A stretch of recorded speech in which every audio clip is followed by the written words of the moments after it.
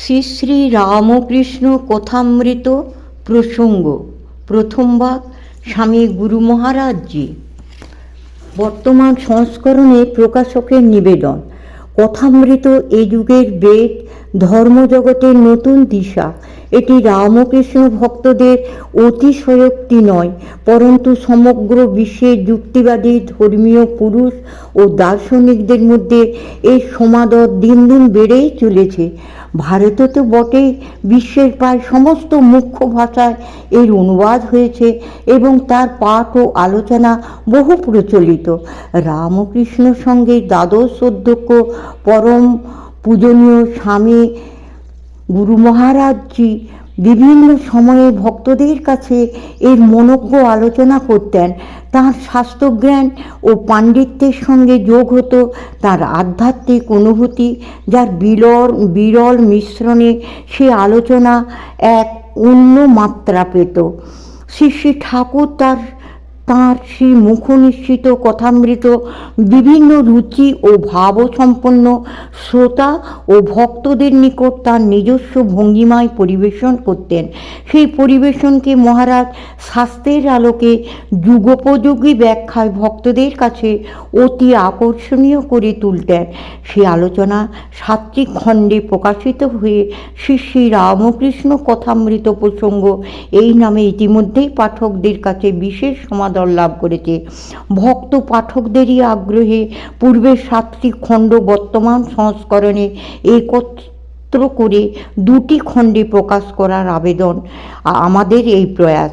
মহারাজের আলোচিত শ্রী শ্রী ঠাকুরের কথার অভূতপূর্ব সমাদর লক্ষ্য করে বইটি এই নতুন আঙ্গিকে প্রকাশ করার ব্রতী হয়েছি। আশা করি এই নতুন আঙ্গিকে বইটি আগের মতোই ভক্তমণ্ডলীর নিকট আদরণীয় হয়ে উঠবে। ইতি স্বামী নিত্যমুক্তানন্দ। উৎসর্গ। গঙ্গা জলে গঙ্গা পুজোর মতো এই কথা অমৃতের যিনি উৎস, তাঁরই চরণ কমলে এই কথামৃত প্রসঙ্গ ভক্তিপূর্ণ হৃদয়ে অর্পিত হল।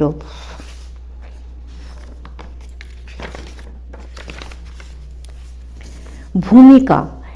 শ্রী রামকৃষ্ণ ভক্তমণ্ডলীর দৃঢ় বিশ্বাস যে শ্রী শ্রী রামকৃষ্ণ কথামৃতের ভিতরে সকল শাস্ত্রের সার পাওয়া যায়।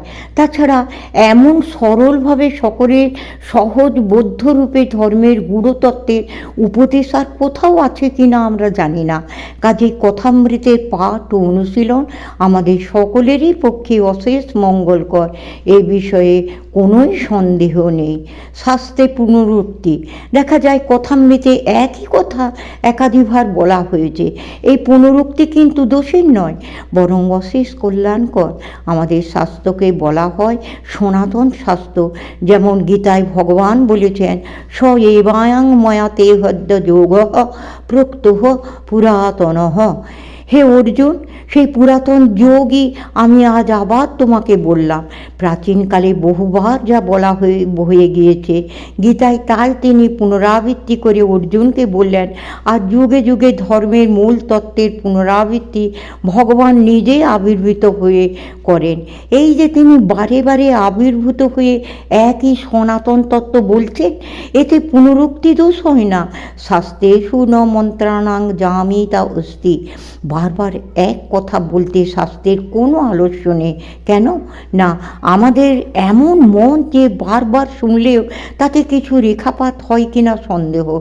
এই জন্য শাস্ত্র অনলসভাবে বারবার বলে যাচ্ছেন।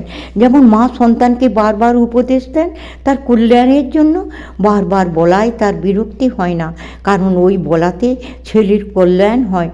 ঠিক সেই রকম শাস্ত্রের নিষ্কর্ষ যা, সার কথা যা, তা শাস্ত্র বারবার বলেন, বহুভাবে বলেন। আমরা কথামৃতের ভিতরে তারই উল্লেখ দেখতে পাই। ঠাকুরের ভাগ্নেয় হৃদয় একবার বলেছিলেন, মামা তুমি এক কথা বারবার তুমি এক কথা বারবার করে বলো কেন? ঠাকুর বললেন, কেন বলবো না? ভাবটা হচ্ছে এই যে বারবার করে না বললে আমাদের মতো বিক্ষিপ্ত মনের উপরে দাগ পড়বে কী করে? তাই বারবার তাদের বলতে হয় এবং বারবার আমাদের শুনতে হয়। কাজে শাস্ত্রে কখনো পুনরুক্তি দোষ হয় না।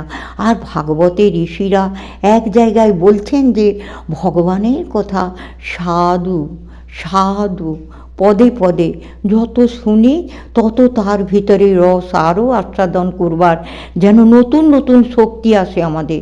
যত দিন যায় যত শুনি আরও বেশি করে বুঝতে পারি, আরও বেশি করে তার ভিতর থেকে রস পায়। এই জন্য বারবার শুনতে হয়। কথামৃত অমৃত স্বরূপ, সহজ ও যুগোপযোগী।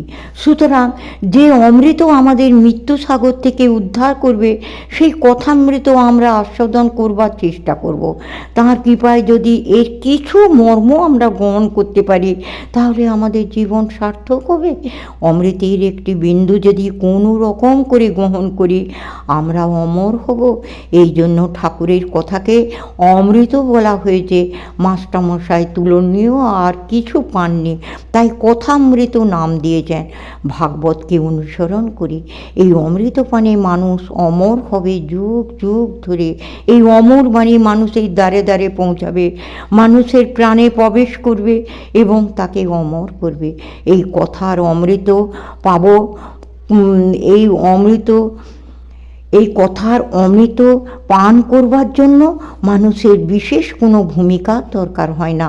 শাস্ত্র গ্রন্থাদি পড়তে হলে বিশেষ একটা যোগ্যতা দরকার হয়, কিন্তু জ্ঞান অর্জন করে নিয়ে তারপরে মানুষের শাস্ত্র আলোচনা করবার অধিকার আছে। কিন্তু এই রকম কোনো অধিকার নিয়ে কথামৃত আলোচনা করবার দরকার হয় না। যে কিছু জানে না তার পক্ষে কথামৃত আরও সহজবোধ্য হবে। অনেক জ্ঞান মানুষকে বিভ্রান্ত করে, মানুষের সংশয়কে বাড়িয়ে দেয়। আসলে এক জ্ঞানই জ্ঞান। প্রথম দর্শনে ঠাকুরের কাছ থেকে মাস্টারমশাই শিখলেন যে ভগবানকে জানার নাম জ্ঞান আর তাকে না জানার নাম অজ্ঞান। এটি শেখবার কথা। মাস্টারমশাইয়ের কাছে কথাটি নতুন ঠেকেছিল, যদিও তিনি যখন ঠাকুরের কাছে গিয়েছেন তখন শুদ্ধ মন নিয়ে গিয়েছেন, যে জন্য ঠাকুর প্রথম থেকেই তাকে আপনার বলে গ্রহণ করেছেন এবং তাঁর কথারূপ অমৃত জগতে পরিবেশন করার বিশেষ ভার তাঁর উপরে দিয়েছেন। তার নিজেরও অজ্ঞাতসারে সেই শুদ্ধ চিত্ত কৃতবিদ্য মাস্টারমশাই ঠাকুরের কাছে গিয়েই প্রথমে যখন কথা উঠল তখন জানলেন যে ভগবানকে জানার নাম জ্ঞান আর তাকে না জানার নাম অজ্ঞান। আমরা যদি 10টা বই পড়ি তাতে আমাদের বুদ্ধি একটু মার্জিত হয় বটে, কিন্তু যদি মন শুদ্ধ না হয় তাহলে সেই বুদ্ধির মার্জনা আমাদের তত্ত্বজ্ঞান লাভে বিশেষ কিছু সাহায্য করে না। ক্রমশ